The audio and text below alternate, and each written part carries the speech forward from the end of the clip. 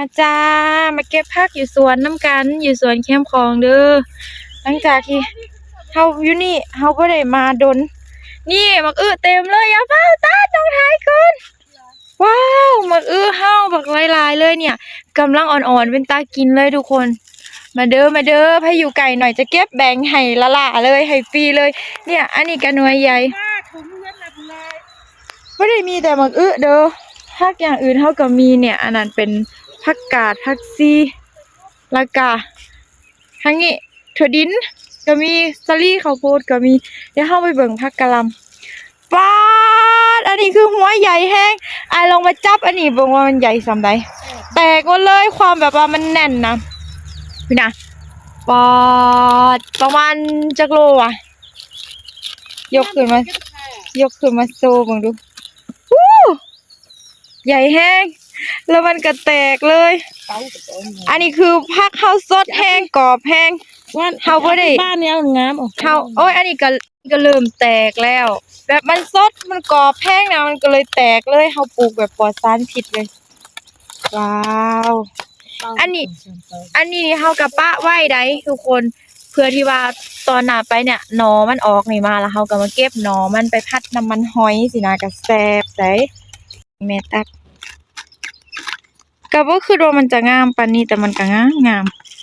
แน่อันนี้คือเฮาตัดก่อนหน้านี้แล้วเด้หนอมันก็จะโป่งมาแบบนี้อันนี้คือเก็บไปผัดน้ำมันหอยนี่แซ่บๆเด้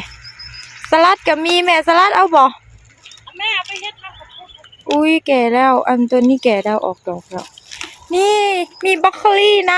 ำโอ้นี่งามหัวแบบแน่นๆเลยเนี่ยว้าวอันนี้คือแค่น้ำจิ้มได้ทุกคนฝุ่นสวนกะหล่ำคลองแท้อยู่ฝุ่นก็มีสวนหน้านี่อันนี้คือกะหล่ำเต็มหมดเลยได้ดินะลายแห้งมันเป็นแคมป์คลองนะมันปลูกผักยังก็งามสินะเด็กเราจะเก็บบรอกโคลีนี่นะอุ้ยตัวนี้แก่แล้วเอาแม่มันแก่หรือมันต่างเป็นสีนี่โอ้อันนี้บรอกโคลีสีขาวอันนี้สีเขียวเก็บเลยปลอดสารพิษ100%เพราะว่าเฮาปลูกอยู่แคมป์คลองมันต่างงามมันดินมันซุ่มซื่น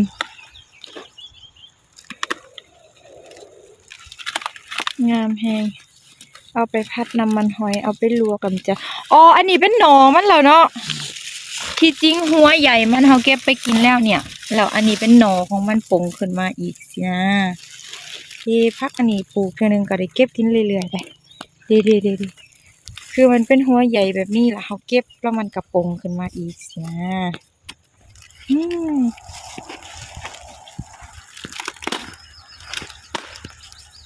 หัวนี่ใหญ่แห้งว้าวโซเด้งามแถวอ่ะปลอดสารพิษมีความสุขเด้อันนี้ตัวนี้แมนมักอยู่ดีมีหน่วยใหญ่ๆนี่ถ้าเฮากินหน่วยอ่อนมันแบบหน่วยอ่อนมันนี่ถ้าเฮากินแบบบ่ไหวแล้วเฮาก็จะปล่อยมันให้มันแก่แล้วเฮาจึงเอาไปกินอันนี้คือต้นถั่วดินถั่วลิสงนี่ลายแห้งกำลังงามเลยเดี๋ยวฮอดแล้วดูเก็บแล้วหน่อยจะมาถ่ายคลิปให้เบิ่งเด้อนั่นเนี่ยเป็นสาลีฮะแม่อยู่นี่หน่วยใหญ่ๆเอาบ่ใหญ่ลายบ่เอาอ๋ออันใหญ่ลายบ่เอาปล่อยมันไหวแก่เนาะเขาสิบ่มาลักก่อนอ่ะแม่บอกว่าอันใหญ่ลายบ่เอามันบ่แซ่บเนี่ยอันนี้หน่อยติ๋วมักกับสลีอยู่สลีนี่ตะกี้อันนี้เป็นสลีหมดละเฮาให้กระตัดไปหน่อยลืมถ่ายคลิปนี่พ่อกับพ่อนี่อันนี้เอาละมันอ้วนมันก็ส่งมาเอาไปลวกหรือเอาไปนึ่งหรือว่าเอาไปแกงนี่แซ่บได้เพราะว่ามันแบบสดๆเลยอ๋ออันนี้มีอันนี้นำภาษาบ่อนอื่นๆยังบ้านเฮาเอิ้นมันแก้วหรือว่ามันกระตุ้มเฮาจะปลูกเอาหัวข้างในมันจะเป็นหัวแม่มันยามได้มันจริงเก็บได้ อ๋อต้องดอกมันแก่ก่อนดินี่มันจะมีหัว มันจะมีหัวอยู่ทางในนี่ เอ๊ะหน่อยคือว่าเคยเฮ็ดคลิปไปขุดมันแก้วแล้วนะมันอันนี้นะบ่ฮู้ว่าบ่อนอื่นๆยังบ้านเฮาห้องมันแก้วมันแก้วหรือว่ามักกะตุมเนี่ยหัวมันจะอยู่ตามเครือมันนี่เลยเฮาขุดลงไปในนี่ดินนี่ก็เป็นดินทรายดินอ่อนๆซื่อเด้อขุดง่ายแฮงเด้เป็นดินพงๆอ่อนๆดินทรายเหมาะแก่การปลูกประเภทเป็นหัวสินะแล้วอยู่หั่นมีปลูกมันนำมันด่างมันหวานปลูกง่ายขุดง่ายอยู่นี่นะป้าตัวนี้เครือมักอื้อนี่หน่อยๆแต่ว่ามีหมากเต็มเลยเนี่ยทุกคนอุ้ยหน่อยตื่นเต้นแฮงมันมีลายแห้งตื่นเต้นเลยบ่ฮู้จะอันนั่นแนวใดผักเฮางามแฮงเด้แล้วมีลายชนิดอีกเด้เนี่ยแม่กำลังเก็บผักกัดดอกก็งามแฮงเฮาบ่ได้มาลายมือแล้วมันก็เลยแบบจะแก่ป้าเฮาแล้วเนี่ยเริ่มแก่ละผักซี่ก็แก่แล้วบ่ได้มาดนผักอันนี้เอิ้นผักหยังแล้วก็ผักป้อมอันนี้เอิ้นผักซี่น่ะบ้านเฮาอันนี้เอิ้นผักป้อมนี่ยอดบักใหญ่ๆแม่จับมาโซเลยยอด3นิ้วก้อยพุ่นน่ะ ลายแล้ว ชื่อยอด3นิ้วก้อยเลยส่วนผักน้อยๆแต่ว่าแบบเป็นส่วนผักอเนกประสงค์เลยมีทุกอย่างมีทุกชนิดผักบรรยากาศคักสุดผักซี่นี่มันแก่แล้วนี่เฮาก็จะเอาปล่อยไว้เอาเมล็ดมันเอาเม็ดมันเอาไว้หวานต่อปีหน้าได้นี่อยู่นี่อันนี้ยังอ่อนอยู่แม่เก็บเลยลายแห้งผักเฮาเนี่ยนานาชนิดผักเลยอันนี้นี่เป็นผักกาดยังหุอันนี้แต่ว่าแซ่บได้บ่ขมแกงใส่ดูกแซ่บผักกาดมุน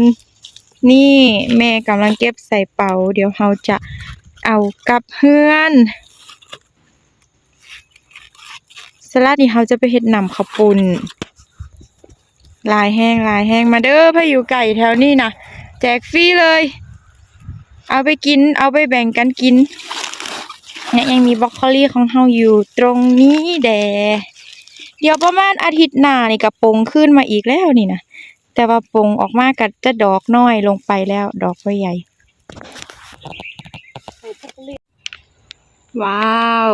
ผักของเฮาได้หลายแห้งกับเฮือนใดแบบนี้นะนี่สลีกะเต็มเลยไปกับเฮือนแบบนี้นะอาทิตย์หนึ่งมาเทื่อนึงมาเก็บหลายๆแบบนี้ล่ะเฮากะเอาไปตุนไว้ไปกับเฮือน